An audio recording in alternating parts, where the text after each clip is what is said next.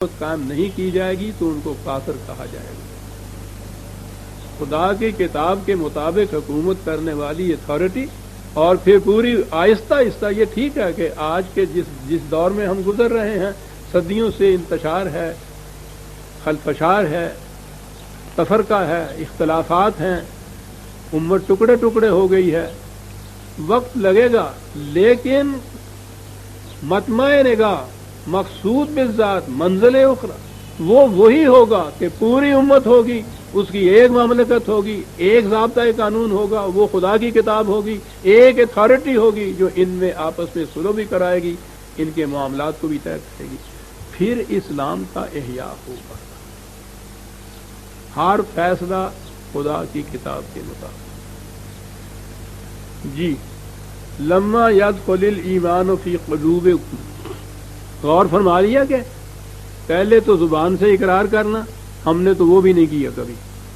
تو میں کہا کرتا ہوں نا کہ کبھی کبھی ہمارے پرانے زمانے میں تو کم از کم شادی نکاح کے وقت تو وہ کلمے 4 پڑھا لیا کرتے تھے، وہ ہوئے اس قدر مہذب، وہ بھی گیا آیا، وہ فارم پہ دستخط کر دیجئے، معاملہ ختم۔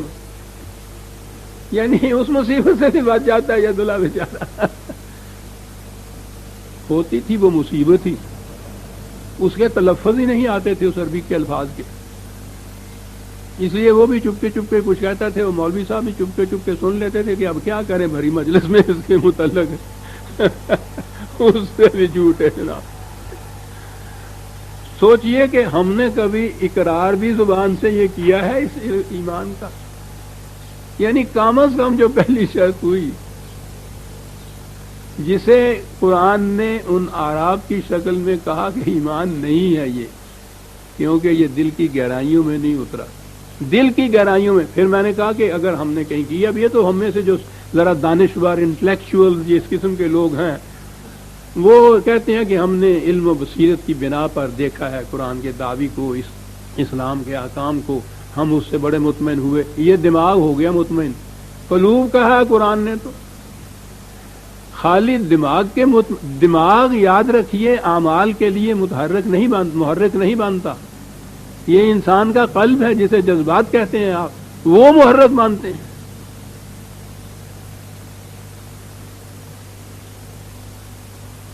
خرد نے کہہ بھی دیا لا الہ تو کیا حاصل، دل و نگاہ مسلمان نہیں تو کچھ بھی نہیں۔ یہ ہے وہ دل کے اندر جب بیٹھ جائے، گائے کے دل میں بیٹھا ہوا ہوتا ہے کہ یہ پودا میرے لیے مضر ہے، مار دو اس کو، جان نکال دو، وہ کبھی نہیں کھائے گی، اس کو یہ ایمان ہے۔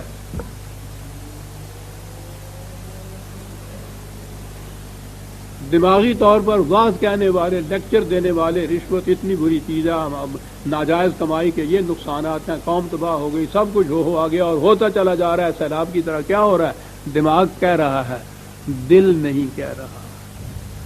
گائے کا اور بکری کا تو دل بھی کہتا ہے۔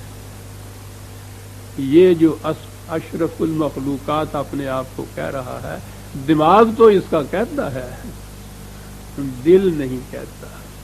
یہی وجہ ہے کہ سگریٹ کی ڈبیا پہ پڑھ تو لیتا ہے کہ یہ پوائزن ہے، سمجھتا بھی ہے، وہ تجزیہ بھی کرتے ہیں، نکوٹن اتنا ہوتا ہے اور اتنا یہ ہوتا ہے، اور اس کے باوجود کش پہ کش لگاتا ہے۔ کیوں؟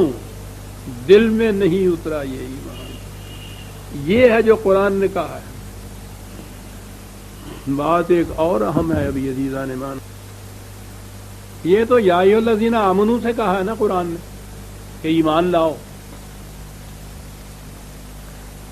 بعض مقامات ایسے ہیں جہاں بڑی گہرائی میں کھڑے ہونا پڑتا ہے، سوچنا پڑتا ہے کہ یہ چیز کیا آ گئی۔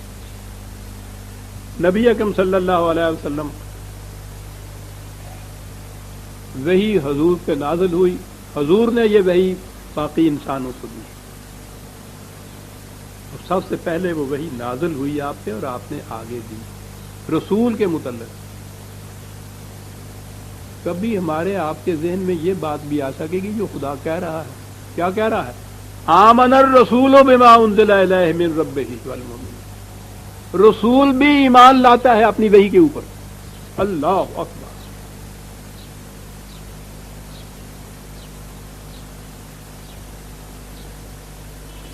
کہاں اٹھتا ہے آدمی اس مقام ہے؟ یہی کہا نہیں گیا. ویسے تو خدا کی یہ شہادت بہت بڑی شہادت تھی، اس میں کسی قسم کا شبہ کیا تھا. رسول بھی ایمان لاتا ہے اپنی وحی پہ. اور دوسرے مقام پہ یہ کہا قل آمنت بما انزل اللہ من کتاب، اے رسول اعلان کر کے میں ایمان لایا ہوں اس کتاب کے اوپر. اعلان کروا رہے ہیں رسول، وہاں حکم دیا جا رہا ہے. پہلے وہاں تو ایک چیز بیانیہ ہے کہ رسول بھی ایمان لایا ہے اس کتاب کے اوپر، اور یہاں کہا جا رہا ہے کہ یہ بات کچھ مخفی رکھنے کی نہیں ہے کہ رسول اعلان کر کہ میں ایمان لایا ہوں اس کتاب کے اوپر بما انزل اللہ من کتاب. رسول ایمان لا رہا.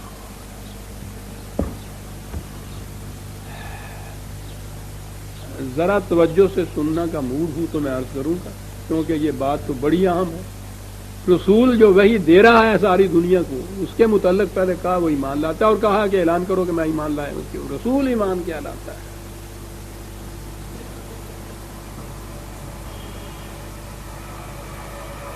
رسول پہ وحی نازل ہو،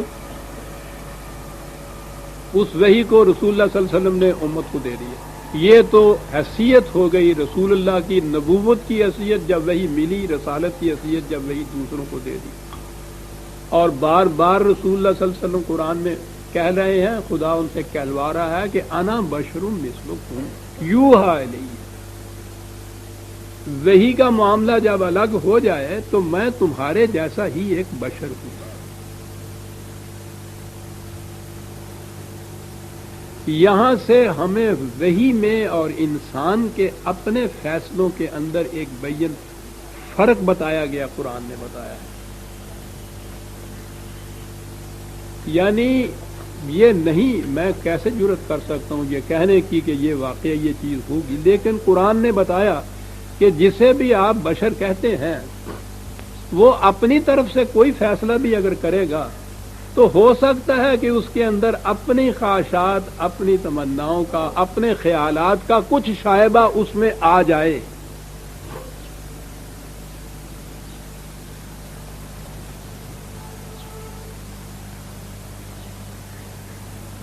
بڑے سے بڑا مفکر، بڑے سے بڑا مصلح، بڑے سے بڑا دانشور، بڑے سے بڑا انٹلیکچوئل، کسے باشد اگر وہ بشر ہے تو یہ امکان ہے کہ جو چیز اس کے دل میں سے ہو کے گزرے، دل کی رنگینی کا کوئی شائبہ اس کے اندر امکان ہے کہ اس میں آ جائے.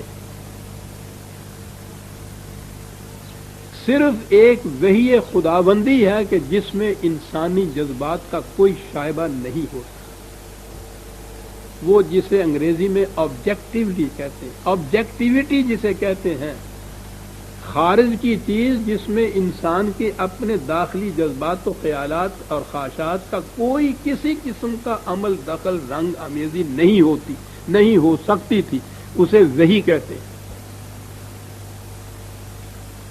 انسانوں کے لیے اتباع اور اطاعت کے قابل وہی چیز ہے جس میں کسی انسان کے اپنے خیالات کا دخل نہ ہو. رسول کے متعلق جب کہا کہ ما ینطق عن الہوی، یہ اپنے خیالات کا اس میں ذرا سا شائبہ بھی نہیں ہوتا، الا ما یوحی. یہ وحی ہے جو یہ دے رہا ہے، اور وحی کی ڈیفینیشن کر دی جس میں اس کے اپنے رسول کے خیالات کا بھی کوئی شائبہ نہیں ہے. وحی تو ہے جس میں آبجیکٹیوٹی ہوتی ہے. وحی کے علاوہ کوئی سوا، وحی کے سوا کوئی بھی انسانی اٹرنس کیوں نہ ہو، اس میں شائبہ ہو سکتا ہے. اس کا سبجیکٹیوٹی اسے کہتے ہیں، امکان ہو سکتا ہے. یہ ضروری نہیں کہ دانستہ ہی ایسا کیا جائے. اب تو علم النفس اتنا آگے چل گیا ہے، جا رہا ہے، غیر شعوری طور پر جو چیزیں ہوتی ہیں انسان کے شعور کو اس کا پتہ، خبر ہی نہیں ہوتی اس کی. اس لیے رسول سے بھی کہا کہ وہی جو تم پہ آ گئی ہے، اس کے بعد سوال یہ ہے کہ تم فیصلے کس کے مطابق کرو گے، تم عمل کس کے مطابق کرو گے. وہ وہی آ گئی تو وہ دے دی تم نے، بس ہو گیا؟ بالکل نہیں، تم نے بھی اسی وہی کے مطابق کرنا ہے. والمومنون، جس کے مطابق مومنون نے کرنا ہے. اللہ اکبر. وحی کی آبجیکٹیوٹی کی اہمیت کو قرآن نے اس انداز سے بیان کیا کہ صاحب وحی سے بھی کہا کہ تمہیں بھی اپنی وحی پہ ایمان لانا ہوگا۔ یہ ایمان کیا؟ یہ جو میں نے ابھی عرض کہا، ایمان کے معنی ہے قرآن کی روح سے کہ جس بات کو حق سمجھے اس کے مطابق پھر عمل کرے۔ رسول سے بھی یہ کہا گیا کہ اب آگے جو فیصلہ کرنا ہے تم نے یا خود عمل کرنا ہے تم نے، تو وہ اس وحی کے مطابق کیا جائے گا۔ اور پھر جو قرآن نے نبی اکرم صلی اللہ علیہ وسلم کا فریضہ بتایا، یعلمہم الکتاب والحکمہ، اور آگے ہے یزکیہم، یہ ہے اصل چیز۔ تعلیم کتاب و حکمت تو ہے، اور میں نے کہا کہ علم بڑا ضروری ہے کسی نقصان دہ چیز کے نقصان دہ ثابت ہونے کے لیے، تسلیم کرنے کے لیے دل کو اطمینان دماغ کو ہوتا ہے اگر علم و بصیرت کی روح سے یہ سمجھا جائے کہ یہ واقع نقصان دہ ہے، لیکن وہ ضروری نہیں کہ جو دماغی طور پہ ٹھیک سمجھا ہوا اس کے مطابق عمل بھی کرے۔ عمل تو آگے ہوتا ہے، جسے کہا کہ وہ دل کے اندر اترنے والی بات جو ہے وہ یہ چیز ہوتی ہے۔ یعلمہم الکتاب والحکمہ، وہ قانون، اور اس کا اب پھر بات وقت نہیں ہے ورنہ میں عرض کرتا کہ حکمت انٹلیکٹ میں اور ریزن میں کتنا فرق ہوتا ہے۔ ہمارے ہاں تو لفظ نہیں ہے ہماری زبان میں، یہ میں کہہ رہا ہوں جس کی ساری عمر انہی الفاظ سے کھیلتے ہوئے گزری ہے، الفاظ ہے نہیں، بڑا فرق ہوتا ہے۔ بہرحال تعلیم کتاب و حکمت یہ تعلیم تک کی بات ہے، اور بات اگلی ہے کہ صرف تعلیم سے کسی چیز کے جاننے سے کہ یہ چیز بری ہے، نقصان دہ ہے، ضروری نہیں کہ انسان اس کے مطابق پھر عمل بھی کرے۔ اگلی بات ہے وہ دل کی گہرائیوں میں اتری ہوئی ہو، اور اس کے لیے کہا یزکیکم، یہ تمہاری انسانی صلاحیتوں کی نشو و نما کرتا ہے، ساتھ حیوان کی سطح سے بھی اونچا لے جاتا ہے۔ حیوان کی سطح جس میں اس کے تقاضے خواہشات جو ہیں، اس کے اپنے انسٹنکٹ یا اندر کی جو جبلت ہوتی ہے اس کا کنٹرول ہوتا ہے اس پہ۔ یہ گائے اس لیے نہیں وہ پودا کھا رہی کہ اندر اس کے ایک کنٹرولر بیٹھا ہوا ہے۔ انسان کے بھی اسی طرح خواہشات و جذبات ہوتے ہیں، اس نے کنٹرول کرنا ہوتا ہے وحی کی روح سے دی ہوئی ہدایات اور اقدار کے مطابق، یہ انسان کا درجہ ہے۔ اور اگر نہ تو یہ جبلت اس کو اندر روکے اور نہ یہ خود روکے اقدار خداوندی کی روح سے، تو یہ تو اسفل سافلین میں چلا گیا، یہ حیوانات سے بھی بدتر ہو گیا۔ بل ہم اضل، کم وقت پتہ ہی نہیں اس کا نام کیا رکھے۔ ہاں، تو تین اہم چیزیں ہمارے سامنے آ گئی عزیزان مان۔ ایک تو محض اپنے آپ کو مسلمان سمجھ کے مطمئن ہو جانا کہ مسلمان ہو گئے، قرآن تسلیم ہی نہیں کرتا۔ وہ کہتا ہے ان سے کہو کہ یہ کہیں ہی نہیں کہ ہم ایمان لائے ہوئے ہیں، کہو کہ کسی نہ کسی اثرات کے ذریعے سے ہم جھک گئے ہیں۔ ٹھیک، ایمان اس وقت ہوگا جب وہ دل میں اترے گا، اور اس کی نشانی، اس کا ثبوت یہ ہوگا کہ یہ ان قوانین کی اطاعت کریں گے۔ تو قوانین کی اطاعت جو ہے وہ ہے ثبوت ایمان کی صداقت کا۔ اولئک ہم الصادقون کہا، یہ ہیں جو صادق ہیں اپنے دعوی ایمان کے اندر۔